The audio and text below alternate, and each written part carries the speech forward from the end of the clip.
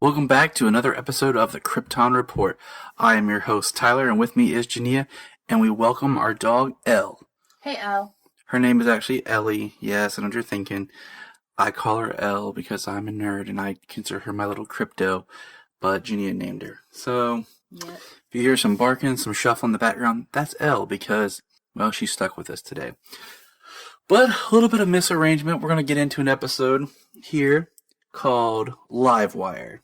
Directed by Kevin, I can't pronounce your name correctly and I apologize, Tancherino. You know what? I'm just going to call you Kev, okay? And I'll tell you what, Jenny, about this episode that made me excited was the fact that this episode was directed by the guy who made the short film Mortal Kombat Rebirth. Do you remember watching? I showed you. It was just a bunch of him and his friends over a weekend shot the Mortal Kombat Rebirth, which led to the Mortal Kombat Legacy series that we were watching. Oh, yeah, that was so good. He directed some of that, too. So much better than the actual movie. I made her sit through watching Mortal Kombat Annihilation because I had to prove to her how bad it is. Yeah, it's pretty rough. It was, her first thought was, is that the same Johnny Cage? No. Is that the same Sonya? No. Nope. Is that Rick? No. Mm-mm. Just Liu Kang and Kitana. So, moving on. Yeah. He also directed some S.H.I.E.L.D. and Flash, which is awesome. So congrats to that.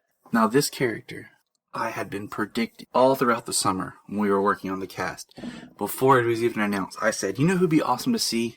Livewire. And guess what? I was right. Super exciting. And I'm happy. I mean, it's a little bit different.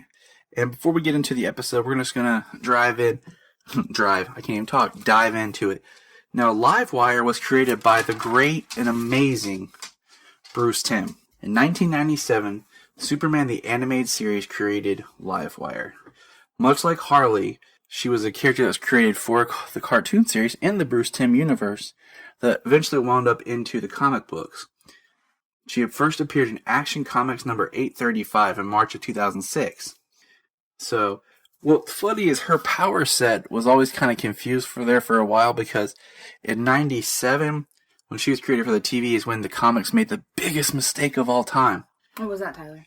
They made Superman pure energy, and he was blue. Oh, yeah, I remember that. It was so bad, and I say this to my Kryptonian friends out there, it's so bad that if you watch the amazing documentary Look Up in the Sky, the story of Superman, it's not even mentioned. That's bad. And they talk about Super Pup. Don't they talk about the Superman musical as well? The really bad one from the 70s. Yes, I watched that with Tyler. So that is a quick history of the character. Mm-hmm. So let's just jump into the episode. You know what? I liked it. I liked this episode a lot.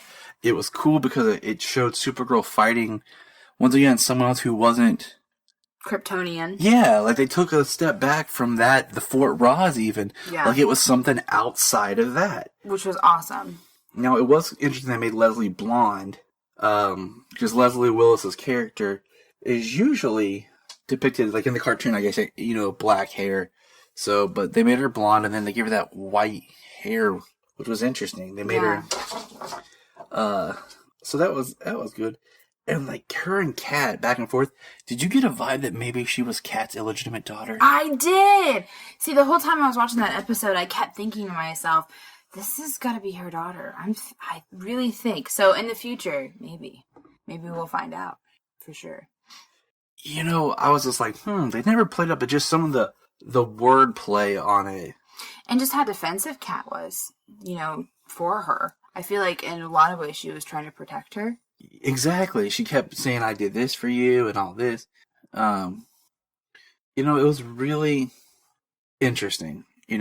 She showed a lot of attention to her. And one thing I liked about this episode was like Kat stuck up for Supergirl when I'm like, I don't know if I like Kat or not. Like, her character is so interesting. What do you think? I thought, okay, the first episode, the pilot, I hated her. I thought she was awful. I was like, this is going to be a very, like, boring character. She's just going to be a douchebag the entire time. So, now, where we have gotten with her and everything and her development, her story development, and her character development, I'm really interested in her. I think that she has a lot of depth, and she is vital to the Supergirl storyline and vital to who Supergirl is. I believe that a lot of the reason why Supergirl is the way that she is and why Kara is the way that she is because of the influence that Kat has in her life. I can look back, for instance, in school and say that there were teachers that were super hard on me, but they molded me into the person that I am today. They helped mold me into the person I am today. So I think that Kat is a lot like that. You don't really love her, but you can't help but like her a little bit, even though she's not always the nicest person. But she's there to help Supergirl. And without her, society wouldn't see Supergirl the way that they see her. Kat really has put out there, the name for Supergirl. She put out the name. She put out, basically how everybody should be looking up to Supergirl. So, I think that she is a very interesting character. I can't wait to see where they go with her. And I think that there's a lot of tragedy behind the anger that she has, and we might get more of that story in the future. I think, with Kat, one thing is we haven't really seen the real Kat Grant yet. Right. She's so layered and protective of herself. I tell you what I did like about this episode is we got to see Dean Cain back on the screen. Love Dean Cain. Mm-hmm. Dean Cain, of course, I always said I grew up like in a nice pocket for Superman. And I say that because when I was born, and I won't tell you the year, you can figure it out. I will. We already had the 4 Reeves movies. Okay? Mm-hmm. And then, so I always had those to fall back on and watch as a kid. And then as a kid, boom, all of a sudden, I had the Superboy TV show, then Lois and Clark. Yeah. And then we got the Bruce Timm Justice League cartoons, and then Smallville. Mm-hmm. And this is what's crazy. I started watching Smallville while I was in high school, and Smallville ended the year we married. Really? Yes, we were married for 2 months when Smallville ended. Wow. So Smallville was with me through high school, out of high school, college, everything. So, and then of course, then there was Superman Returns, and now you and I get married, we got Man of Steel and Batman vs. Superman coming. So I think I grew up in a nice pocket of, like, I was a kid when there was a lot of Superman things going on. Right. So for a while, Dean Cain, like, was my Superman because I tune in and watch the show every Sunday night. So it was really exciting to see him back, just paying that homage. And of course, having his wife be Supergirl from the movies is just awesome. Awesome, awesome. But man, that scene where they're talking about and Hank Henshaw shows up to recruit him for the DEO. Oh, yeah. Gosh. Holy crap. It's crazy. I'm like, okay, this is getting thick. Henshaw's kind of blackmailing him so that he could get Kara. Mm-hmm. And I'm like, that's not cool. It's true. It makes you not like Henshaw. It makes you think that he's like a terrible person. I don't know. And you can't trust him now. And, seeing... I don't know what to think of Henshaw right now. Yeah. I mean, I know in the comics he's supposed to be Cyber Superman, but let's just say he's a little bit different looking than Superman. He is. Yes, I agree. But I don't know. We'll see. We'll see what happens. Now, I know there was a real... Did you get, like... I got a lot of vibe from this episode of, like, parents. Like, we had the Dansver girls seeing their mom, and then, like I said, there's that little look of if what do you call it? If Kat, and Livewire are there. They had that connection, the mother-daughter connection. And, and then you're talking about the parents, and then there's another parent that gets mentioned, and we'll bring that up in a minute. But I think it's interesting that Kara still refers to Mrs. Danvers as Eliza, and how hard she was on Alex. Yeah. Like, she was really, really tough on Alex. Oh my goodness. And I think it's unfair when a parent blames one sibling for what another sibling does.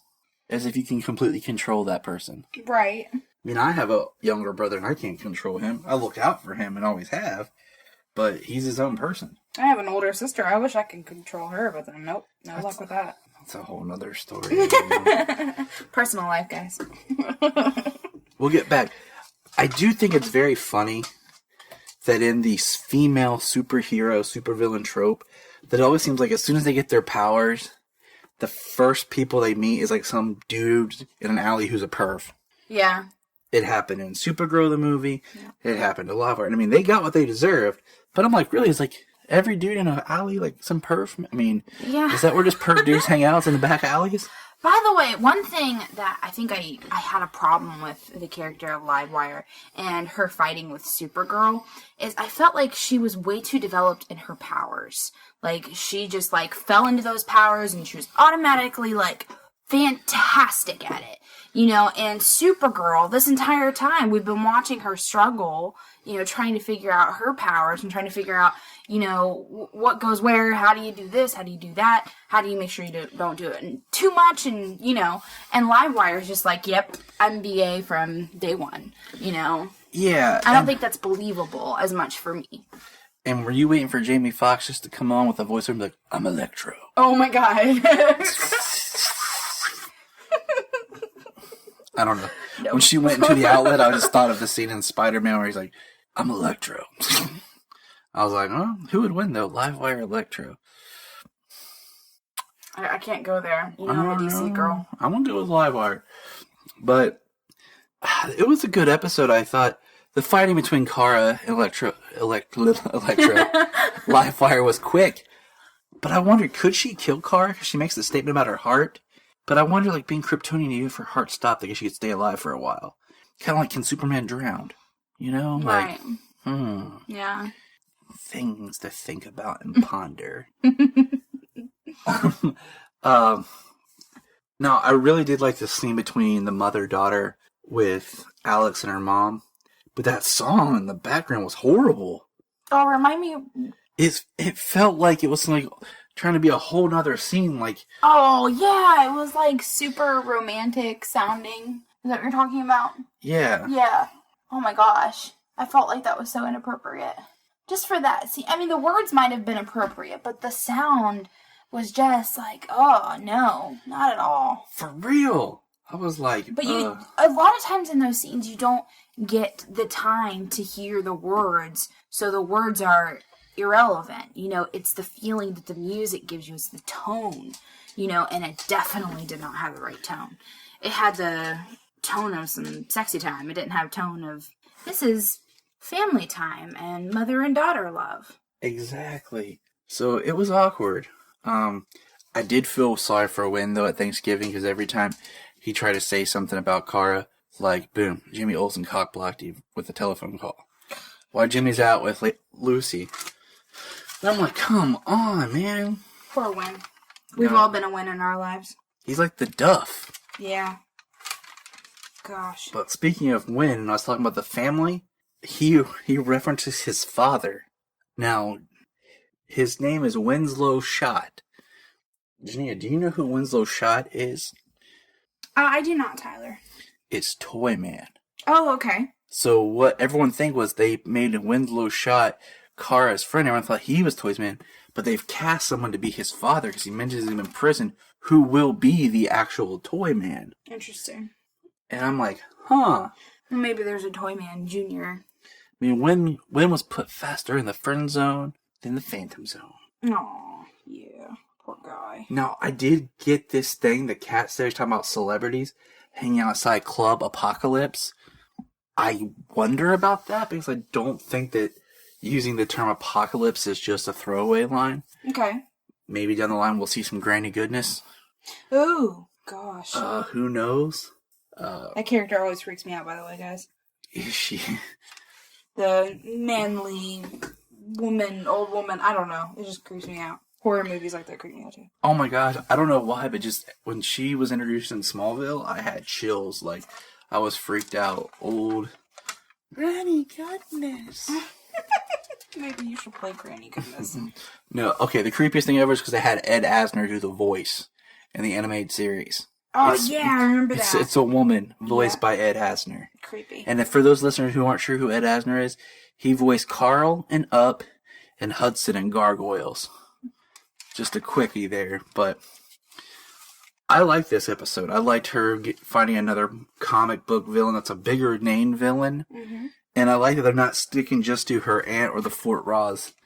We're able to branch out and she's able to do other Supergirlian things. I agree completely. It was nice to have something different. So it was awesome. Now, I did run a poll online, and you can always join in. We run polls frequently at Kyrpton Report on our Twitter. So if you ever get a chance and you're online, hit us up and run the poll. What I asked was, should there be more Superman on Supergirl? And the overwhelming result was no. And I'm glad, because I don't want to see Superman on Supergirl. No, not at all. Now, I did ask, should Supergirl cross over with Flash? There was a whelming 80% said yes.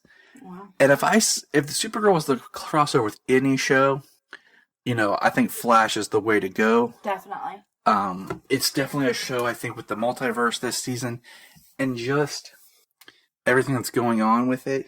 I think it has the better tone. Well, I think I agree with that. But on another level, on a character's perspective, I definitely see Barry and Kara getting along so well. Like, I see them meshing well. I see them working well together. They have similar personalities, I feel like. So I think that would be a lot of fun. And Cisco might have another crush. Cisco needs to have another crush. And the other thing, here's something that I was talking to our good friend Phil about. Phil, who's on like every Southgate Media podcast. Right. They haven't stated if they can or legally cross the two shows over. They haven't said if they're in the same universe. But what I was telling Phil is, I'm paying attention to the storylines and the characters because the shows are doing so well of not double using any character. Yeah. That it's possible they can exist in the same universe. Yeah. They haven't pulled it together yet. Maybe Supergirl happens later than where we are with Flash and Arrow. Who knows? But the idea is they're not using the same characters, so they could exist in the same time. Which would be really awesome. So, but what are your thoughts, dear listener? Give us a shout out at Kyrpton Report on Twitter. We'll talk to you next time.